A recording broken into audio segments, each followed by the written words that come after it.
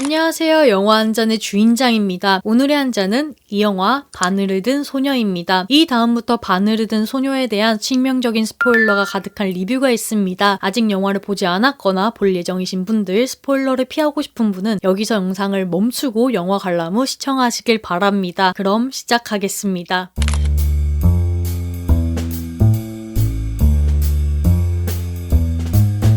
바늘을 든 소녀는 실화를 바탕으로 합니다. 덴마크 영화이고요. 1919년, 즉 세계 1차 대전이 끝난 직후를 배경으로 합니다. 그래서 사람들이 최하층의 삶과 상류층의 삶으로 극을 달리고 있는데 여기서 재봉사로 일하고 있는 카놀리네가 주인공입니다. 이 카놀리네는 남편이 전쟁에 나가서 1년 동안 돌아오지 않아 새로운 남자를 만납니다. 그 남자는 그녀가 다니고 있는 공장의 사장이고 남자와 카놀리네는 길을 같이 걸으면서 사랑에 빠집니다. 카놀리네가 사장과 사랑을 빠지는 그 길을 걷는 장면을 자세히 보면 남자 쪽의 벽이 높고요. 여자 쪽의 벽이 낮다는 것을 알 수 있는데 이런 연출은 그 자체로 신분의 차이가 있다는 것을 의미할 수도 있고 혹은 마음, 현실, 사회의 벽일 수도 있습니다. 그렇게 그와 관계를 맺고 임신까지 합니다. 임신을 했으니까 결혼하자는 카놀리네의 말에 남자는 얼떨결에 알았다라고 대답을 하고 여자는 그가 뭔가 숨기는 미소를 짓지만 차마 그 표정은 읽어내지 못한 채 천진하게 웃습니다. 사실 이 뒤는 좀 뻔합니다. 신데렐라 마냥 신분 상승의 꿈을 이뤘다라고 생각한 카놀리네는 기뻤지만 사장의 엄마가 나와서 치욕스런 임신 확인 절차를 걸쳐서 결혼이 무산됩니다. 이때 사장의 모습을 보면 마마 보이고 여자를 임신시킨 정적도 많은 것으로 보입니다. 이로써 카놀리네는 결혼에 실패하고 애만 벤 채 혼자가 되었습니다. 그녀는 낙태를 하기 위해서 대중 목욕탕으로 가서 정말 긴 바늘으로 아래를 찌르는데 이게 영화에서 나오는 바늘을 든 소녀 그 자체겠죠. 카놀리네가 말도 안 되는 낙태를 할 때 옆에 있었던 마음씨 푸근한 아줌마인 다그마르는 그녀를 도와줍니다. 다그마르는 친절하게 그녀를 도와주고 아이를 낳으면 자신에게 오라고 말도 해줍니다. 카놀리네는 전쟁으로 얼굴이 망가져버린 남편과 자신이 낳은 아이와 함께 사는 것이 무척 버거웠는데요. 이때 남편에 대해서 조금 얘기하자면 남편은 아내가 다른 남자와 재혼을 한다고 밝히고 떠나갔을 때도 그 남자의 애를 베고 돌아왔을 때도 자신을 버리고 나갔다가 다시 돌아왔을 때도 받아줍니다. 이 영화에서 가장 헌신적이고 정상적인 사람이 바로 남편입니다. 남편은 카놀리네가 외간 남자 사이에 아이를 낳았어도 자신은 정쟁으로 생식 능력이 없다면서 아이를 잘 키워보자고 합니다. 그리고 남편은 정말 아이를 좋아하고 잘 키울 것만 같았지만 카놀리네는 다그마르에게 아이를 주고 그녀가 운영하는 젤리샵에서 일합니다. 다그마르는 그녀에게 아이를 돈 많은 상류층에 입양 보낸다고 말하며 이것이 아이에게도 산모에게도 좋은 일이라고 말합니다. 다그마르는 카놀리네뿐만 아니라 다른 여자들의 아기도 받습니다. 이 아기들이 먹을 것이 필요하니까 최근 출산했던 카놀리네를 이용해서 모유를 먹이는데 이 모유를 계속 나오게 하기 위해서 다그마르의 딸이 카놀리네의 모유를 주기적으로 먹는데요. 이 모습이 좀 기괴합니다. 딸이 완전 어린 게 아니라요. 초등학생쯤으로 보이거든요. 그래서 다 컸다라고 해도 무방한데 그런 소녀가 젖을 물고 있는 장면이 굉장히 이상하고 이 둘이 또 모녀지간이 아니라는 점도 하지만 이 행동으로 미묘한 유대가 생긴다는 것도 마지막에 딸을 카놀리네가 입양하는 것의 복선으로도 보입니다. 아무튼 젤리샵을 운영하는 다그마르는 돈을 받고 유아를 처리하는 불법적인 일을 했습니다. 누가 낳은지도 모르는 아이를 상류층 귀족이 입양한다는 것은 사실 불가능한 거였고 아기가 많으면 들킬 수 있기 때문에 돈을 받고 거짓말을 하고 이 아이를 죽여가지고 시체는 하수구에 버리거나 태우면서 처리를 하고 있었던 것이죠. 카놀리네는 모성이 없지만 일련의 사건으로 모성이 생겼고 자신의 아이를 되찾고 싶었지만 그럴 수 없었습니다. 그 대신 다그마르의 만행을 알게 되었고 그를 통해서 카놀리네는 그녀 곁을 떠나려고 하지만 다그마르는 카놀리네를 붙잡고 싶어서요. 약과 술에 중독을 시킵니다. 그러다가 다그마르의 만행이 밝혀지게 되고 그곳에서 카놀리네가 창문으로 창문으로 뛰어내려가지고 탈출합니다. 탈출하기 전에 다그마르가 카놀리네에게 한 행동이 충격적이었는데 영화 사례를 들키자 다그마르는 카놀리네에게 궤변을 늘어놓으며 카놀리네 위에 자신의 몸을 겹치면서 그 사이에 아이를 위치시켜서 누르면서 질식사를 시킵니다. 그러니까 카놀리네 몸 위에 아이를 두고 자기가 누르면서 살해를 한 것인데 이 모습을 직접적으로 보여주지는 않지만 침대 위에 두 사람의 발 그리고 소리로서 충분히 상상이 가능하고 딱 발만 보자면 마치 다그마르가 카놀리네를 강간하는 것처럼도 보입니다. 그래서 이 뒤로 창문에서 뛰어내려서 만신창이가 된 카놀리네는 다시 남편 곁으로 가고 좀 안정을 취한 뒤에 다그마르의 재판에 참관합니다. 이 재판에서 다그마르의 딸은 친딸이 아닌 것이 간접적으로 밝혀지고요. 이 딸의 카놀리네가 입양함으로써 영화는 마무리 짓습니다. 영화가 실화를 바탕으로 하고 있어도 충격적인 내용이 많아서 보는 내내 입이 벌어졌는데요. 바늘을 든 소녀를 자세하게 보면 곳곳에 바늘이 등장한다는 것을 알 수 있습니다. 우선 주인공인 카놀리네가 재봉사로 일을 하고 있고 그녀는 바늘이 자주 부러진다라고 말을 합니다. 바늘이 부러진다는 것은 시련을 겪어서 부러지게 될 카놀리네를 상징합니다. 와해되는 사장과의 관계로도 볼 수 있습니다. 남편이 맞는 모르핀 주사도 바늘로 볼 수 있고 이는 세계 1차 대전이 끝났어도 끝나지 않은 깊은 후유증 PTSD를 보여줍니다. 또 낙태를 하기 위해서 든 긴 커다란 바늘도 있고요. 다그마르 때문에 중독된 약병, 이 약병의 뚜껑에 스포이드처럼 돼 있어서 바늘의 형상으로도 볼 수 있습니다. 이런 바늘 또는 바늘의 형상은 은연중에 영화에 흩뿌려져 있으면서 그 사이사이에 구멍을 냅니다. 그리고 이런 구멍에서 현실적인 차가움이 확 쏟아져 나오는데 이게 웅장한 사운드를 곁들여가지고요. 이러한 부분이 충격적으로 다가오는 겁니다. 그래서 굉장히 드라이하게 보자면 영화 안의 스토리는 개연성이 좀 떨어지기 때문에 받아들여지기는 어렵지만 이런 구멍들을 사운드가 잘 잡고 가고 서스펜스를 딱 주면서 영화는 나쁘지 않게 마무리됐다라고 봅니다. 또 다그마르와 카놀리네의 관계와 카놀리네가 소녀, 여자, 엄마 순으로 성장하는 서사, 다그마르의 딸과 카놀리네의 재회가 잘 어우러지면서 흥미로운 이야기가 만들어졌다고 봅니다. 여자들 사이에서의 미묘한 감정을 다룬다는 점과 그 속에 범죄가 있다는 점에서 영화 몬스터를 떠오르게 한 영화 바늘을 든 소녀에 대한 한 줄 평은 바늘로 뚫리고 서늘한 긴 부분을 지나 마침내 만남 부드러운 실로 가득 찬 인정입니다. 잔점수는 10잔 중 8잔 원샷을 드리겠습니다. 여러분의 구독, 좋아요, 댓글은 소중한 채널을 운영하는데 아주 큰 힘이 됩니다. 구독, 좋아요 눌러주시고 댓글로 생각을 알려주세요. 그럼 다음 영상에서 뵙겠습니다. 모두 안녕. 또 봐요.